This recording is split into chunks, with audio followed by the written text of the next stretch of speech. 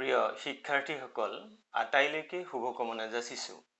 জাপানী সাহিত্যিক হাৰুকি মুৰাকামিয়ে কৈছিল, আমি প্ৰত্যেকে জীৱনত কিছুমান মূল্যৱান সম্পদ হেৰুৱাও, যেনে সুযোগ, সম্ভাৱনা, কাহানিও ঘূৰাই নোপোৱা অনুভৱ।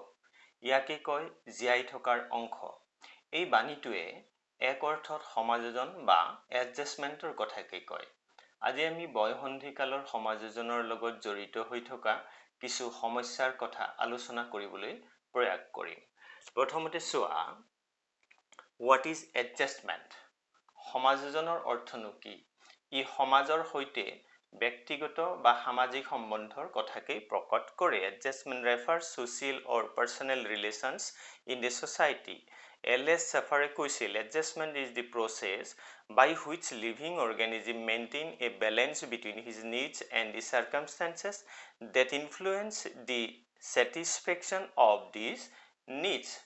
তেওঁৰ মতে পৰিৱেশ আৰু ব্যক্তিৰ প্ৰয়োজনৰ মাজত থকা সুসমন্বয়ৰ সন্তুলনেই হ'ল সমাযোজন। এই সমাযোজনত যেতিয়া সমস্যা আহি পৰে, তেতিয়া বয়সন্ধিকালৰ সমূহ ব্যক্তিয়ে বিপথগামী হোৱাৰ আৰু এটা নতুনকৈ সমস্যাৰ সৃষ্টি হোৱা দেখা যায়। এতিয়া এডজাষ্টমেণ্ট প্ৰব্লেমনো কি? ইয়াৰ অৰ্থ আমি যেতিয়া চাবলৈ যাম তেতিয়া গম পাম that functioning in daily activities, difficulty that raise in the functioning of daily activities, দৈনন্দিন জীৱনত কাম কৰি থকাৰ যিবোৰ প্ৰক্ৰিয়া তাত যেতিয়া ডিফিকাল্টি আহে, সেইটোৱে সমাযোজনৰ ৰক্ষা কৰাৰ ক্ষেত্ৰত সমস্যাৰ হিচাপে থিয় দিয়ে। এই এডজাষ্টমেণ্ট প্ৰব্লেম দুই প্ৰকাৰ, এক প্ৰকাৰ আভ্যন্তৰীণ আৰু আন প্ৰকাৰ বাহ্যিক সমস্যা। এতিয়া বাহ্যিক এক্সটাৰ্নেল বিহেভিয়াৰ প্ৰব্লেমত আমি মূলত কণ্ডাক্ট প্ৰব্লেমকে আলোচনা কৰিম, আচৰণজনিত সমস্যাকে আলোচনা কৰিম। এই এক্সটাৰ্নেল বিহেভিয়াৰেল প্ৰব্লেমত ডেভিয়েণ্ট, এগ্ৰেছিভ, এণ্টিছ'চিয়েল বিহেভিয়াৰ এইবিলাকে আলোচনা কৰা হয়। ডেভিয়েণ্ট বিপথে যোৱা বা আক্ৰমণাত্মক, অসামাজিক আচৰণ প্ৰক্ৰিয়া, এই গোটেইখিনি এই এডজাষ্টমেণ্ট প্ৰব্লেমত দেখা দিয়ে। এতিয়া আভ্যন্তৰীণৰ যদি আমি কথা ক'বলৈ যাওঁ, তেতিয়া মূলত তিনিটা দিশৰ কথা আমি আলোচনা কৰিম। এটা হ'ল এনজাইটি, ডিপ্ৰেশ্যন, উইথড্ৰন বিহেভিয়াৰ, উদ্বেগমুখিতা, হতাশ হোৱা বা আঁতৰি ফুৰা সকলো কামৰ পৰা। এই কথাখিনি কি প্ৰভাৱ পৰে? Influence of environment and society. এই আভ্যন্তৰীণ বিহেভিয়াৰেল সমস্যাত সমাজৰ বা পৰিৱেশৰ পাৰ্শ্বক্ৰিয়াসমূহ জড়িত হৈ থাকে। ইয়াৰ কাৰণসমূহ কি কি? ক্লেছ অফ ভেলুজ, সমাযোজনৰ সমস্যাৰ কাৰণসমূহৰ ভিতৰত আমি এই ভেলু বেষ্ট কথাখিনিকে আলোচনা কৰিম। মূল্যবোধৰ সংঘাত, পিউবাৰ্টেল চেঞ্জেছ, বয়সন্ধিকালৰ পৰিৱৰ্তনসমূহেও কিছু সমস্যাৰ সৃষ্টি কৰে। এটিটিউড, দৃষ্টিভংগী, they want to be independent and be protected at the same time. বয়সন্ধিকালৰ ব্যক্তিসকলে ইণ্ডিপেণ্ডেণ্ট হ'বলৈ বিচাৰে আৰু সেই একেটা সময়তে কিন্তু আনৰ পৰা এটা প্ৰটেকশ্যনো বিচাৰে, কিন্তু এতিয়া বাস্তৱ ক্ষেত্ৰত সম্ভৱ হৈ নুঠে, যাৰ ফলত সমাজজনৰ সমস্যাই দেখা দিয়ে। Intense self confidence and insecurity, এইটো এটা কাৰণ। এই প্ৰবল আত্মবিশ্বাস আৰু আস্থাহীনতা, এই দুইটাই একেলগে একেটা সময়তে বয়সন্ধিকালৰ সময়ত দেখা দিয়ে। এডোলেসেন্স period initiates the development of a personalized set of beliefs which many a time give birth to conflict with elders and society. তোমালোকে মন কৰা, personalized set of beliefs, এই কথাখিনিলে আৰু এটা কি? conflict with elders and society।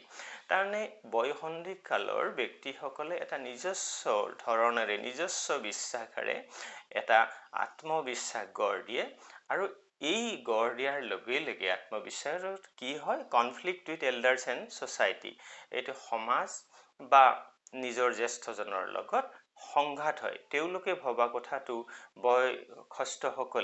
বয়োজ্যেষ্ঠসকলে বা সমাজে নাভাবিবও পাৰে, সাধাৰণতে নাভাবে, যাৰ ফলত ক্লেছ হয়।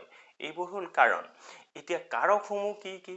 এডজাষ্টমেণ্ট প্ৰব্লেমৰ কাৰকসমূহ কি কি? Family problems in school, anxiety over sexuality, money problems, illness or health issue. Adjustment প্ৰব্লেমৰ কাৰকসমূহৰ ভিতৰত আমি পৰিয়ালগত সমস্যাবিলাককে আলোচনা কৰিম।